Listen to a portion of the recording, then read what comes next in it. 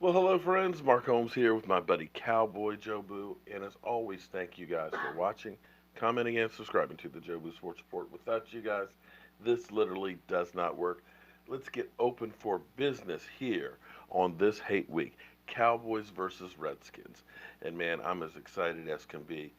I am happy that we are on a two-game win streak, that things are turning around. We still have a lot of issues and problems and stuff, but to get two road victories, one against the Eagles and two against the Falcons, and I know what'll happen right now is we know what the narrative's going to be. Well, the Eagles, they're not the same team that they were last year. You know, that they're garbage now. They're not doing it. They're a bad team. Look what happened in New Orleans, okay? And then we're going to get, well, the Atlanta Falcons, they did lose to the Cleveland Browns the week before. Matty Ice and Kranger's good, but the defense is banged up. They're hurting and everything else, so they really weren't a good team. But listen, it's the NFL. A win is a win, and as Bill Parcells would say, you are what your record says you are. So, that being said, I still get lots of hate. Dak Prescott sucks. And it's amazing because the narrative always changes. Because before it was Dak Prescott can't throw for 200 yards. Dak Prescott can't throw, more than 5 yards down the field. And it turns out that the Dallas Cowboys are actually one of the least teams in throwing passes under 5 yards. That's a fact. That is a fact. There is perception versus reality. Now, other teams end up having screens that go 30, 40 yards downfield, so they end up changing the narrative, and it looks like better stats. Or a lot of times teams are playing in games that are basically a track meet. But because of our defense, because of our style of offense, there's not a lot of offensive plays. If you look at yesterday, I believe there was only 32 snaps for the defense. That game seemed like it kept flying through because there's a lot of running and things in there. And it's not stopping the clock.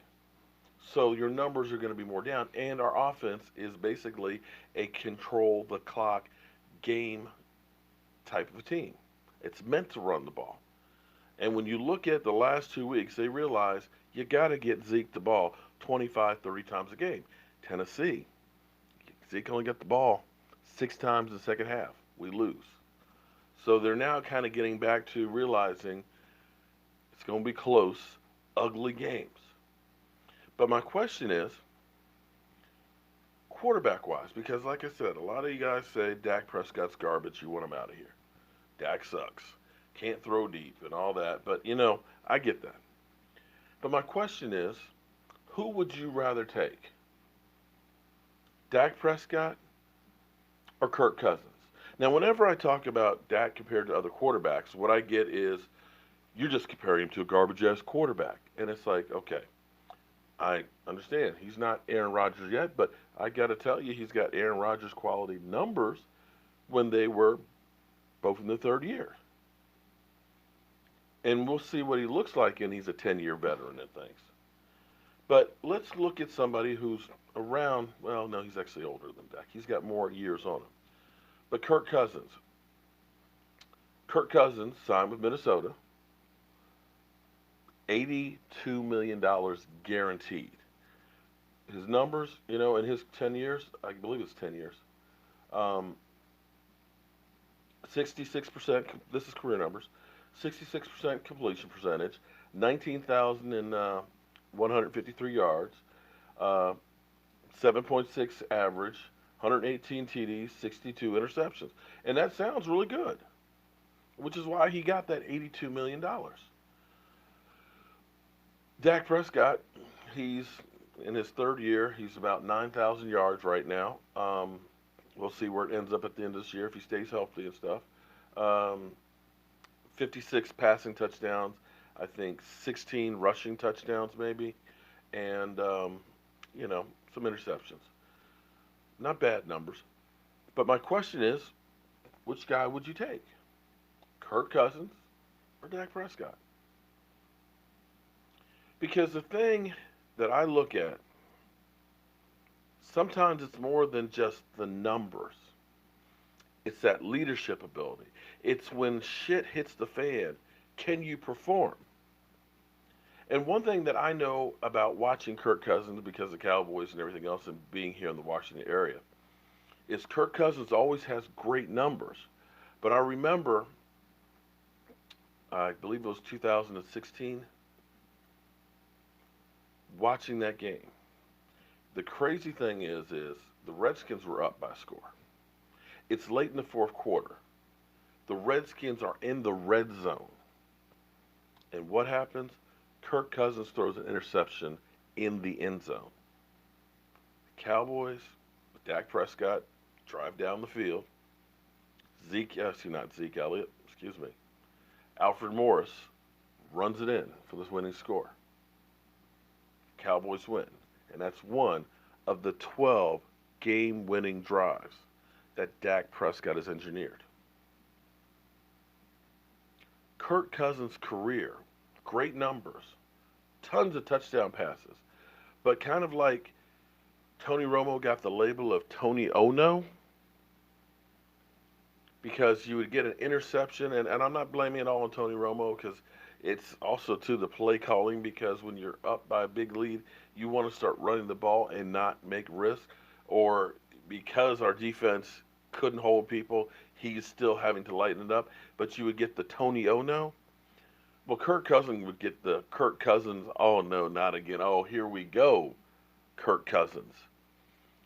And last night, had opportunity against the Bears. Game-defining, career-defining time. And it doesn't get it. Sometimes Dak Prescott, sometimes it's not pretty. But you need a drive. You need somebody to engineer it. In the fourth quarter, 2 weeks in a row, back-to-back, Dak Prescott is about as calm as you can get with the game on the line. In his short career, 12 game-winning drives. Now, you can say all you want about he can't throw the ball downfield, he's dink and dunk Dak, or, we're not lighting it up, we're not throwing for 300 yards, but he's not turning it over. He's getting the guys the ball where they need to make a play. And when the shit hits the fan, he's getting it done. So, real question, who would you want with the game on the line? Dak Prescott, Kirk Cousins. And start thinking about that when you start talking about what does Dak Prescott deserve as far as a pay. And herein lies exactly why Jerry Jones is talking about trying to extend Dak Prescott now. The price is only going to go up on quarterbacks. And right now, you see Dak is coming out of that slump. The Cowboys are getting back to a formula that works for them. And if the Cowboys end up making the playoffs and having another winning record, now you're talking about a quarterback. As much as you don't like him or don't think he's the guy, then you're talking about a guy who has engineered the Dallas Cowboys to 3 winning seasons and playoffs 2 of his 3 years. Now, Jimmy Garoppolo got a boatload of money, hung out with a porn star and broke his leg early in the season. Sam Bradford got $20 million and played in 1 game and got released. Kirk Cousins took a team that was at the NFC Championship game last year. It's now 5-4. What is Dak Prescott worth? It's going to be very interesting to see. But one way or another, when you have a guy who's got the record that he's got, with Jason Garrett as a handicap, I got to say, he's worth a pretty penny. I'm sure a lot of you are going to disagree with me. You're going to say, I'm just a Dak lover, but I've always believed in him. And I just look at it and say, right now, when you guys said we were dead, we had no chance, I said it ain't over. And I feel pretty good about my Cowboys. We'll definitely be talking about this tonight as we get ready on this short week to take on the Washington stinking Redskins. Ah, boy. football. I love it. I'll see you soon.